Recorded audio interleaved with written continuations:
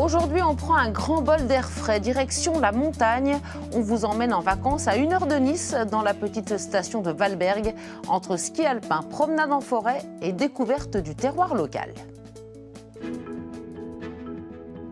Au cœur du Mercantour, à 1700 mètres d'altitude, c'est la plus ancienne station de ski des Alpes-Maritimes.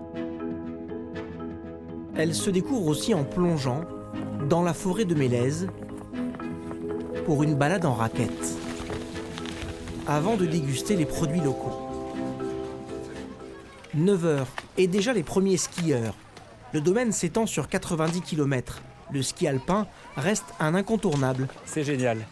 Je suis avec tous mes petits-enfants et c'est super. C'est beaucoup de ski, beaucoup de famille et puis beaucoup de fun, voilà. La station de Valberg a le sourire. Cette année, il y a du monde. On est plutôt dans la tendance haute de la fréquentation cette saison, avec 3 chutes de neige naturelles qui nous sont arrivées comme une bénédiction, du froid, des conditions hivernales et puis des clients très contents avec le sourire et un domaine skiable au top. Dès que l'on quitte les pistes, un autre monde s'offre à nous. On va faire une petite balade. Calmement, doucement, on va aller dans les bois, on va voir des traces d'animaux, des choses comme ça. C'est parti pour une sortie en raquette d'1 heure. On laisse toujours traîner ces raquettes au sol. Et on peut s'aider un petit peu des bâtons. En s'enfonçant dans la forêt, le spectacle est grandiose. Les mélèzes enneigées donnent des airs de Laponie. La neige transforme le paysage. On n'a pas la même notion du paysage. C'est complètement transformé. Et ça, c'est fabuleux. Sur le sentier, le groupe découvre des empreintes d'animaux sauvages. Est-ce que c'est un animal à sabots? Non.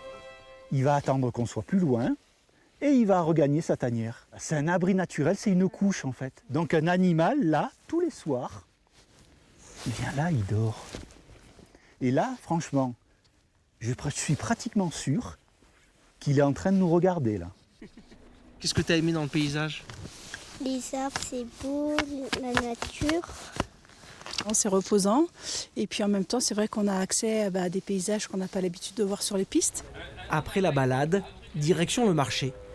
Allez messieurs, dames, profitez-en, on est là pour vous. Avec des producteurs locaux, comme cet apiculteur. Les ruches qui étaient dans la lavande, et je l'ai appelé Toutefleur parce qu'il y a un peu de thym dedans, du coup c'est un Toutefleur. Si vous voulez, je vous fais goûter des 3.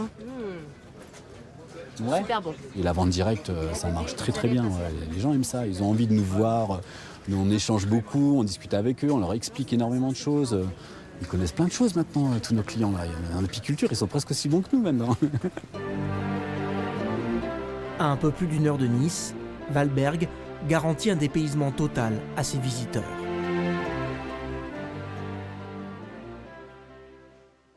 Valberg, son magnifique environnement naturel, son histoire extrêmement riche aussi depuis sa création. C'était en 1936 et oui, cette station-village de charme célèbre ses 90 ans cette année. À cette occasion, je vous propose de retracer son évolution et de remonter le temps. Avec Edgar Petit, il est l'auteur du livre Valberg au fil des siècles. Valberg ne s'appelait pas Valberg à l'époque, c'était le col du Quartier. Le col du Quartier où les péoniens montaient leurs troupeaux. Et ils montaient leurs troupeaux, comme ils le disaient, au Walloon des Bergians. Donc vous prenez le début de Walloon, VAL, le début de Bergians, et ça vous donne Valberg. C'est comme ça que le nom de Valberg a été choisi par un petit groupe de pionniers de la station le 7 juin 1935. Et la première remontée mécanique a été construite, inaugurée le 14 mars 1936. C'est précisément ça qui fait que Valberg soit la première station de ski des Alpes-Maritimes. Allons encore plus loin. 2 ans plus tard, en 1938, la première pierre de l'église Notre-Dame-des-Neiges est posée au cœur de la station.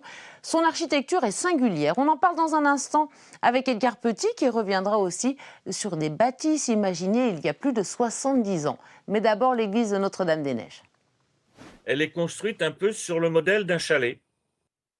Elle est très en longueur, avec un porche qui est un porche vraiment de maison de construction de montagne.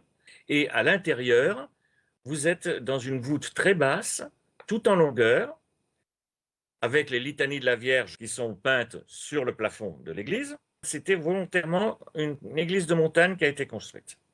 Il y a un certain nombre de chalets qui ont été construits par un architecte, Goyeneche, et on peut parler d'un style Goyeneche. Vous reconnaissez les chalets par une partie inférieure en pierre et la partie supérieure qui, elle, est avec une façade bétonnée classique. Quand on voit le chalet Goyeneche, on le reconnaît instinctivement. Il y en a une quinzaine dans le village. Une quinzaine de chalets Goyeneche et près d'une vingtaine de moniteurs de ski qui font tous partie de la même famille. Et cela fait 3 générations que ça dure. Parents, enfants, oncles, cousins et même petits-enfants se croisent sur les pistes en tenue rouge estampillée ESF. Une belle illustration de l'esprit de Valberg, destination familiale par excellence. La station met d'ailleurs tout en œuvre pour que petits et grands y trouvent leur bonheur à des prix défiant toute concurrence.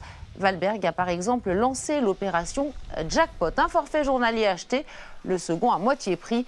Tous les détails sont disponibles sur le site de la station. Et si vous êtes féru d'astronomie, sachez que le village fait partie d'une réserve internationale de ciel étoilé et organise en août le festival Astro Valberg, 3 jours la tête dans les étoiles. Allez, on termine avec un site grandiose dans le Var, les gorges du Daluy. Elles abritent le pont de la Mariée. Il cache une tragique histoire qui lui a même valu son nom, un fait divers de 1927 devenu véritable légende. Aujourd'hui, ce pont est devenu un rendez-vous incontournable des amateurs de saut à l'élastique. Passez une très belle journée sur France 3.